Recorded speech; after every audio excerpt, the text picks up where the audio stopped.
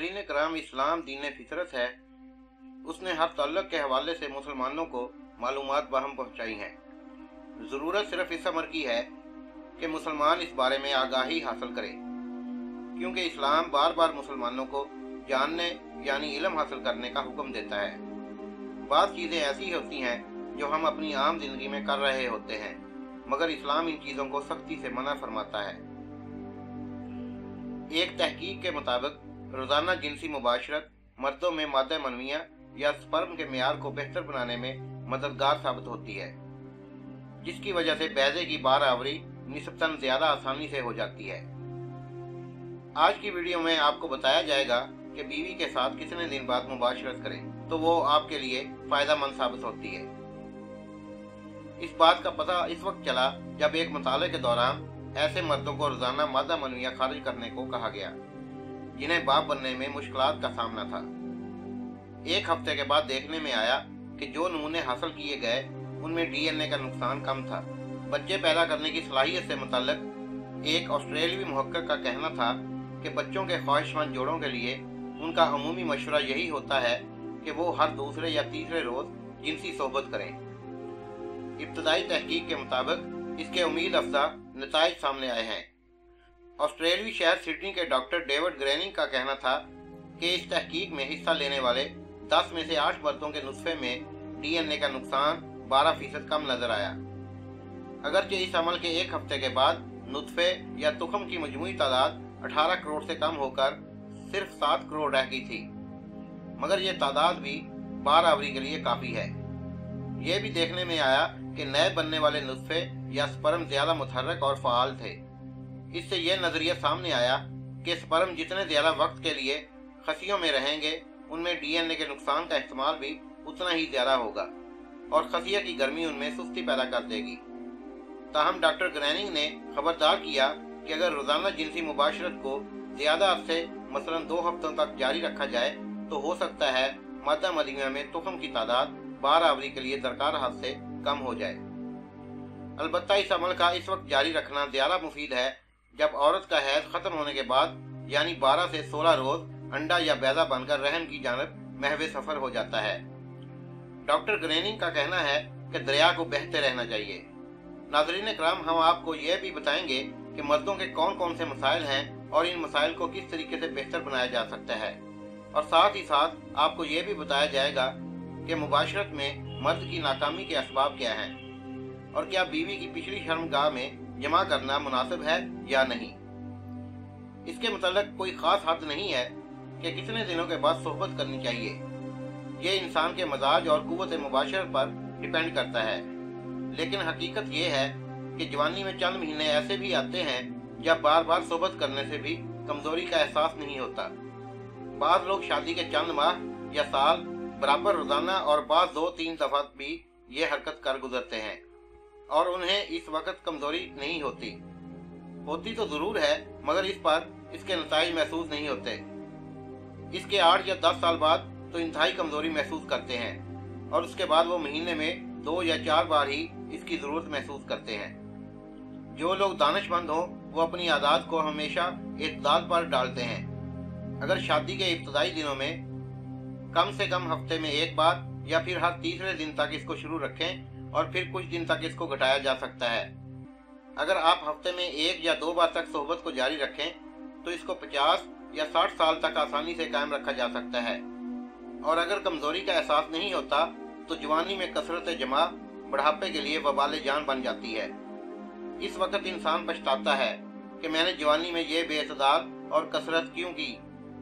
मेहनत पसंद और ज़हीन आदमी 7 दिन में 1 बार सोहबत कर सकता है, इससे ज़्यादा उसके लिए मुज़र है। जब भी आप सोहबत के बाद कमज़ोरी या थकान महसूस करें तो आपको समझ जाना चाहिए कि इस आदत को कम कर दिया जाए। पुराने अतबा के मुख्तलिफ अक़वाल हैं। बुकरात कहता है 1 साल में 1 बार सोहबत करना काफ़ी है। जालिनूस कहता है कि 6 माह बाद 1 बार सोहबत करना काफ़ी है। अबू अली सीना कहता है कि जब तक हुकूमत सही रहे तब तक सोहबत करना ठीक है।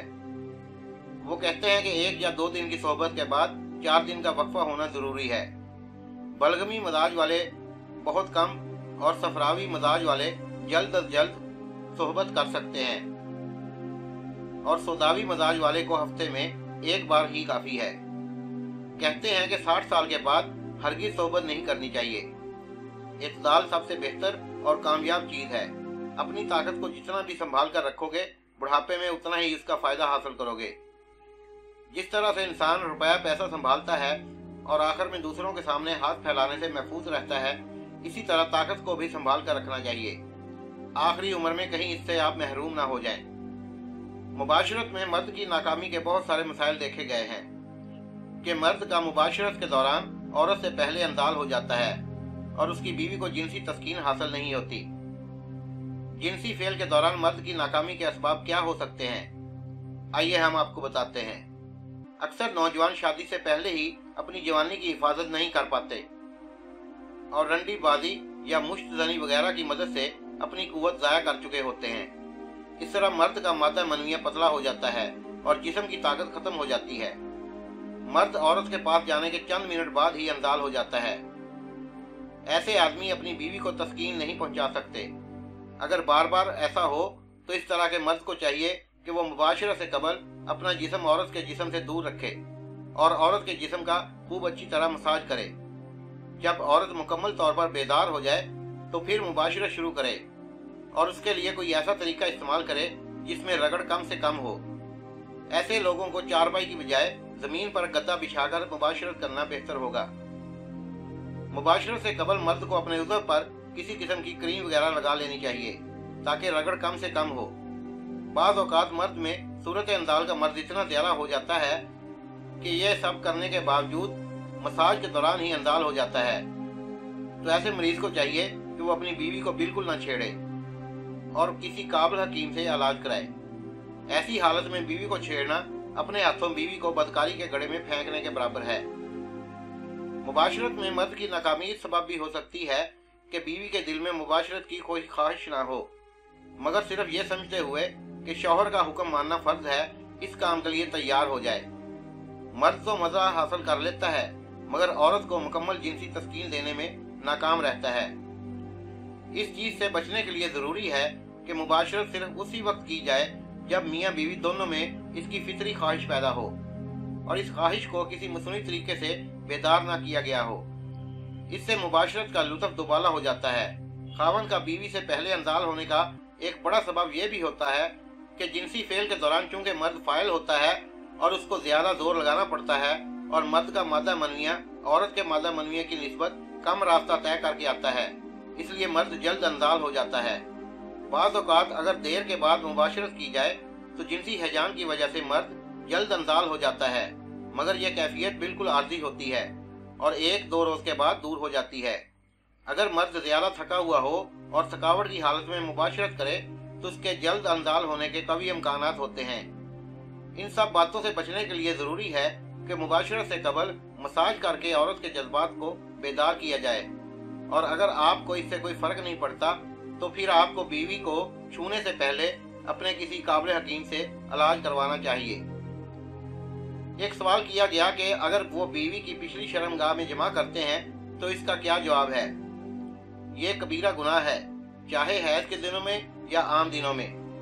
नबी करीम सल्लल्लाहु अलैहि वसल्लम ने ऐसा काम करने वाले पर लानत की है और फरमाया है ऐसा शख्स मलून है जो औरत की पिछली शर्मगाह में जमा करता है।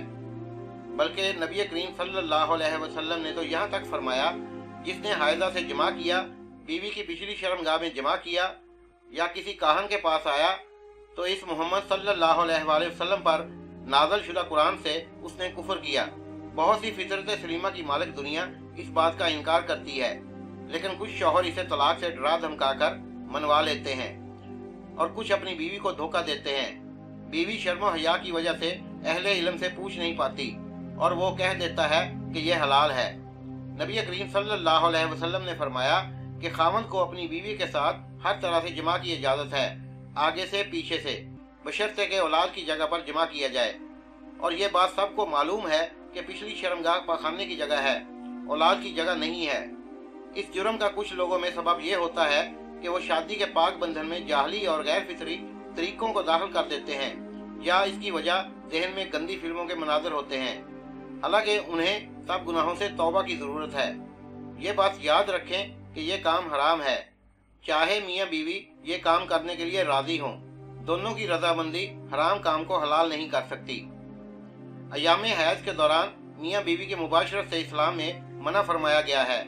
اس کے ثبوت میں سورہ البقرہ کی آیت نمبر 222 موجود ہے، جس میں اللہ تعالیٰ فرماتا ہے، اور آپ سے حیض کے بارے میں پوچھتے ہیں، کہہ دو وہ نجاست ہے، بس حیض میں عورتوں سے علیحدہ رہو اور ان کے پاس نہ جاؤ یہاں تک کہ وہ پاک ہو جائیں، پھر جب وہ پاک ہو جائیں تو ان کے پاس جاؤ یہاں سے اللہ نے تمہیں حکم دیا ہے، بے شک اللہ توبہ کرنے والوں کو دوست رکھتا ہے اور بہت پاک رہنے والوں کو دوست رکھتا ہے۔ علامہ شمس الدین ابن قیم الجوزیہ نے اس فعل کی حرمت کے بارے میں کچھ حکمت اپنی کتاب زاد المعاد میں ذکر کی ہے۔ کہتے ہیں کہ دبر میں جماع کسی نبی کی شریعت میں جائز نہیں۔ اگر اللہ تعالیٰ نے آگے والی شرمگاہ میں حیض کی حالت میں جماع صرف اس لیے حرام کیا کہ عارضی طور پر اس میں گندگی ہوتی ہے، تو اس کے بارے میں کیا خیال ہے جو ہمیشہ ہی گندگی کی جگہ ہے؟ بلکہ اس میں نقصان بھی ہے کہ اس فعل سے نئی نسل پیدا نہیں ہوتی، اور یہ بھی ممکن ہے کہ لوگ خواتین کی دبر سے آگے چلتے ہوئے بچوں کے ساتھ بھی غیر فطری کام شروع کر دیں۔ عورت کا بھی اپنے خاوند پر حق ہوتا ہے، اور دبر میں جماع سے اس کی حق تلفی ہوتی ہے، جس سے عورت کی شہوت پوری نہیں ہوتی اور اس کا مقصود بھی حاصل نہیں ہو پاتا۔